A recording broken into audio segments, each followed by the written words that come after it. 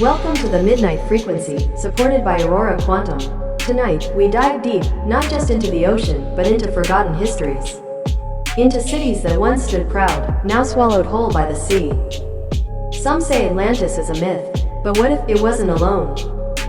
Let's start with the Arabian Sea, off the coast of Gujarat, India. In 2001, sonar scans revealed massive stone structures, walls, roads, and geometric patterns buried beneath the seabed. Archaeologists believe this could be the ancient city of Dwarka, once described in Hindu scriptures. Legends claim it was the city of Lord Krishna, built with gold and crystal, full of marvels, and eventually swallowed by the sea. For years it was considered a myth. Then, divers found pillars, anchors, and pottery, all consistent with ancient urban planning.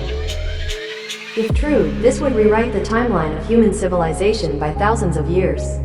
And yet, most people have never even heard of it. Now let's head to the other side of Asia, south of Okinawa, near the small island of Yonaguni. Divers there stumbled upon something massive, a megalithic stone structure with sharp right angles, terraces, steps, and what looks like a giant staircase leading to nothing.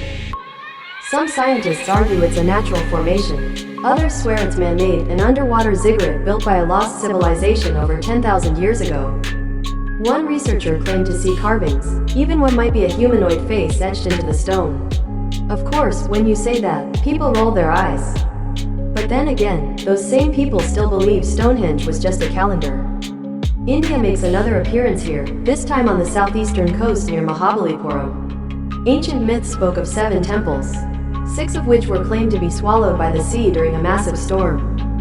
In 2004, after the Indian Ocean tsunami temporarily pulled back the waves, stunned onlookers saw outlines of stone structures never before seen. Since then, divers have discovered pillars and walls beneath the surface, matching the location and descriptions from local legend. It makes you wonder, how many stories from ancient cultures are less myth and more misplaced history? Back to the Mediterranean now. Just off the coast of Laconia, Greece, lies what's believed to be Europe's oldest underwater city, Petri. It's around 5,000 years old, and you can still see its streets, tombs, and building foundations perfectly preserved beneath shallow waters. What's fascinating is that this city shows evidence of advanced urban planning, roads aligned in grids, drainage systems, even separate zones for industry and housing. For a Bronze Age civilization, that's next level. We tend to think ancient people were primitive, but sometimes they seem more organized than our cities today. Here's a strange thought. What if the ocean is hiding a second history of humanity? One we never learned, because it's all underwater now? Sea levels have risen over 120 meters since the last ice age. That's enough to bury entire coastlines, cities, cultures.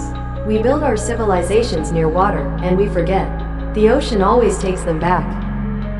Maybe Atlantis was real. Maybe there are dozens of lost cities just like it. But the ocean doesn't give up its secrets easily. It swallows them whole, keeps them silent. Totally unrelated, but I once had a fish tank that leaked all over my apartment floor. Thought I was building a little peaceful underwater world. Instead, I created an accidental swamp on my hardwood floor. Lost 2 socks and a piece of dignity that day. Fish were fine though. Jerks. Anyway, back to ancient lost cities. We've only explored about 5% of the ocean. That means 95% of it is still, well, a giant mystery. Maybe somewhere down there, an entire lost civilization waits to be found. Or maybe, it's already watching us. This has been the Midnight Frequency. I'm your host from the shadows, and you've been listening to echoes from a world beneath the waves. Until next time, dive deep, dream deeper. And don't forget, some secrets were meant to stay submerged.